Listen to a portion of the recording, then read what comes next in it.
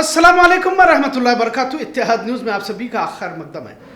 Gaza और गोदरा आखिर दोनों ने हाथ क्यों मिलाए, आज इसी मौजू पर बोलने की कोशिश करते हैं। शायद भारत के तारीख के पन्नों में लहू से लदे हुए हाथ एक दूसरे को किस तरह से मिल रहे हैं। भारत के वजीर आजम इसराइल के दौरे पर हैं और भारत के पहले वजीर आजम जो इसराइल चले गए के तौर पर मोदी को देखा जाता है। पर सवाल ये उठता है कि आखिर मोदी को इसराइल के वजीर आजम नेतन्याहू से मिलने की क्या जरूरत थी?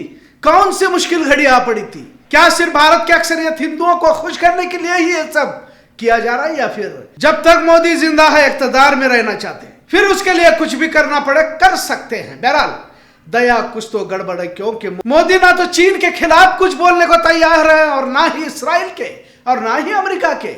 जहां भी मोदी साहब जाते हैं फजीयत ही होती है। अब तक तो यही देखा जा रहा है। और अब जब इसराइल के साथ दोस्ती का हाथ बढ़ा रहे हैं तो न सिर्फ भारत बल्कि पूरी दुनिया में भारत की तस्वीर दागदार होती नजर आ रही है। मोदी हुकूमत पर दुनिया थू थू कर रही है। आखिर ऐसी कौन सी बात है इसराइल, अमेरिका और चीन के पास है जहां जाते ही बेबसी की मुस्कुराहट मोदी साहब के चेहरे पर शिद्दत से महसूस किया जाता है। बेवजह हंसने वाला चेहरा यहां पर आपको नजर आएगा। सभी जानते हैं कि इसराइल मुजरिम है जिस पर आलमी अदालत में मुकदमे चल रहे हैं। बेगुनाह भूखे प्यासे मुसलमान बच्चों बूढ़ों औरतों का कातिल जिसकी दुनिया भर में मुखालफत की जा रही है, दुनिया भर में एहतजाज किए जा रहे हैं। जो मुस्लिम मुल्क नहीं है वहां भी बड़े पैमाने पर एहतजाज किए गए। इससे पहले 2017 में जब मोदी इसराइल पहली बार गए थे, उसी वक्त एप्स्टीन फाइल में मोदी साहब का नाम आया था और जेफरी एप्स्टीन के जजीरे पर ट्रंप को खुश करने के लिए नाच गाना भी किया गया था। सिर्फ तसव्वुर करने से अजीब लग जाता है। बहरहाल नेतन्याहू और मोदी इस तरह दुनिया में अजीब समीकरण देखा जा रहा है।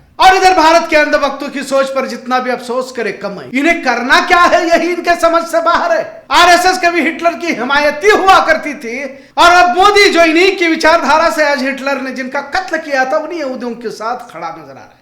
क्या यह सिर्फ मुस्लिम मुखालिफत में तो नहीं है? क्योंकि भारत में आजकल जो भी मुसलमानों के विरोध में जाता है उसे हीरो मान लिया जाता है।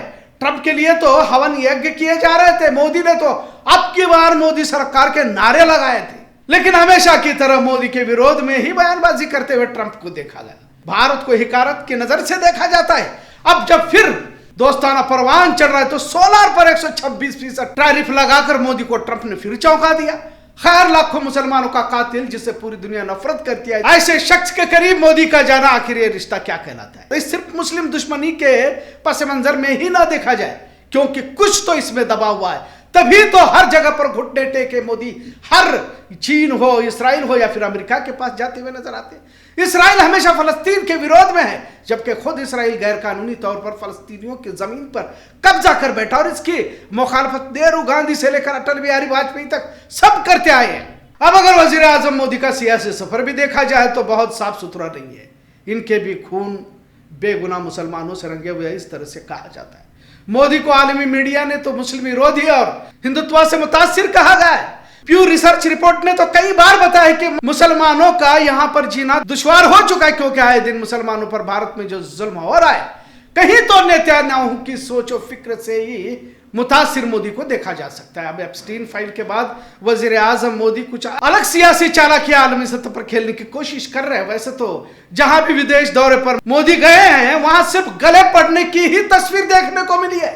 अब जब इसराइल में मोदी नेतन्याहू के साथ वहां की पार्लियामेंट में बैठे और इनके नाम का ऐलान किया तो इसराइल के तकरीबन विपक्षी पार्टियों ने मोदी का बायकॉट किया और वो वहां से चले गए। आप स्क्रीन पर उस नजारे को देख सकते हैं। फिर जहां भी जाते हैं अजीब अजीब बातें भी करते हैं, ये भी इनकी पहचान बनती जा रही है। फिर फादरलैंड मदरलैंड की बातें भी वहां पर इन्होंने कही।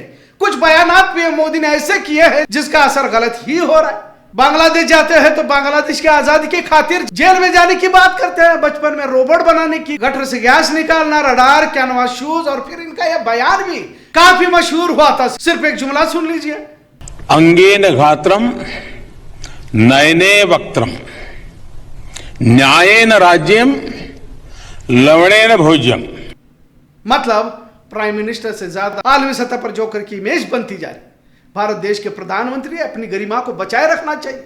हमें भी अफसोस होता है इस तरह अगर दुनिया की मीडिया एक भारत के वजीर आजम का मजाक बना लेती है। अब तो गोदी मीडिया खुद बेजार हो चुकी है कि कितना कर तारीफ की जाए, क्योंकि झूठ की भी एक सरहद होती है, एक सीमाएं होती है जिसे पार किया जा चुका है। लिहाजा इसराइल के दौरे से अरब ममालिक की नाराजगी को मोदी साहब ने वोट लिया है और बाहरी मुल्कों में काम करने वाले हिंदुओं की रोजी रोटी पर सवालिया निशान मोदी साहब ने खड़ा किया है। अब ऐसी कई खबरें दस्तयाब हो रही है कि अरब हुक्मरान ये कह रहे कि अरब ममालिक में काम करने वाले 1 करोड़ भारतीयों को यहां से निकाला जाए। इन पर हमले होने के इम्कानात की बातें भी सोशल मीडिया पर गश्त करिए। इनकी नौकरियां जा सकती है और अब अरब हुक्मरान अरब बादशाहों पर दबाव डाल रहे हैं कि भारत के जितने भी मुलाजिम इन्हें डिपोर्ट किया जाए। बहरहाल ये होगा या नहीं होगा ये तो आने वाला वक्त ही बता देगा। पर मोदी ने इस हरकत से दुनिया की नजर में जिल्लत ही हासिल की हुई। हो सकता है कि भक्त इसे भी मास्टर स्ट्रोक कहते होंगे, लेकिन जो मीडिया दुनिया भर में जो दिखाई जा रही है ये गोदी मीडिया को तो छुए, क्योंकि गोदी मीडिया को देखने वाले लोग भारत में ही कम हो चुके हैं।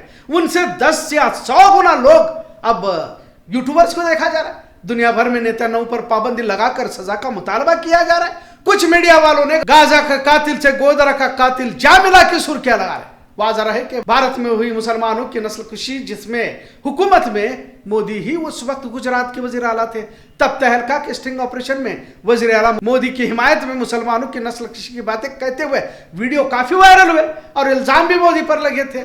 बाद में हटाए गए एक अलग बात है, लेकिन गोदरा और गोदरा के बाद के तारीखी फसाद जिसमें छोटे बच्चे, औरतों, मर्दों, बूढ़ों को शहीद किया गया, वहां इसराइल में बारूद से छोटे छोटे बच्चों के चीतड़े उड़ाए गए, बस्तियों के बस्तियां, स्कूल, अस्पताल, सड़कें, इमारतें तबाह की गई और इस दौर के इब्लीस और शैतान के तौर पर नेतन्याहू को देखा जा रहा है। क्योंकि इंसानियत के लिए हमेशा खतरा शैतानों से ही रहा है, क्योंकि इंसान तो ऐसा काम कर ही नहीं सकते। लिहाजा इब्लीस इस तरह हर दौर में शक्ल बदल कर आता रहा है। भारत में भी एक तारीख रही है कि जालिम बादशाह चेहरे बदल बदल कर आते रहे और इसकी तारीख भी मौजूद है। लिहाजा नेतन्याहू को पीएम मोदी मिलने के बाद भारत की मुश्किलें और भी बढ़ चुकी है। इन तमाम के पीछे यही लगता है कि मोदी जब तक जिंदा है वजीर आजम बनकर रहना चाहते हैं। अगर सत्ता या कुर्सी से वो उतर जाते हैं तो जेल जाने का डर है, क्योंकि बहुत सारे कामों को अंजाम दिया जा चुका है जिसका हिसाब किताब अभी बाकी है।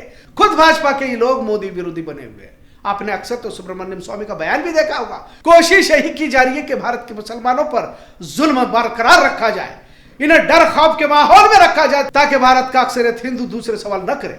आरएसएस बजरंग दल हिंदुत्ववादी तंजीमों को खुश करे, भारत की सियासत पर हिंदुत्व का तसल्लुत बरकरार रहे, तमाम सरकारी एजेंसियों को सत्ता के गुलाम बनाया जाए जो गुलाम बन चुकी है। यहां तक कि सुप्रीम कोर्ट अपने फैसले सबूत गवाह की बुनियाद पर नहीं बल्कि आस्थाओं पर दिए जा रहे। स्कूलों को बंद किया जाए, तकरीबन 1 लाख से भी ज्यादा स्कूल बंद होने की बातें सामने आ चुकी है ताकि दंगाइयों की तादाद अपने आप बढ़ती जाए। क्योंकि जब तालीम नहीं रहेगी, जाहिर है जाहिल बने रहेंगे। जाहिलों को इसी में तो इन्हें काम दिया जा सकता है। देश में डर खौफ का माहौल बनाए रखिए। मुसलमानों पर अब तक तो बेहिसाब हमले हुए, पर इस रमजान में मुसलमानों पर हमलों की तादाद दुगनी तिगनी बढ़ चुकी है। अब तो सड़क मुसलमानों के लिए नहीं आई, ऐसा खातून को लिखते हुए वीडियो देखा गया है। रमजान जैसे मुबारक महीने में मुसलमानों का जानी नुकसान भी हुआ है। इसके लिए फ्रूट में जहर भी मिलाया जा रहा है। आखिर कहां तक ये सब चलता रहेगा। लिहाजा मोदी की इसराइल दोस्ती भी इसी की कड़ी कह सकते हैं। जब गोदरा के बाद मुजरिमों को सजा नहीं हुई, क्योंकि जो अहम मुजरिम थे वो तो छूटकर आज भी घूम रहे। बाबरी मस्जिद की शहादत के लिए कौन जिम्मेदार था?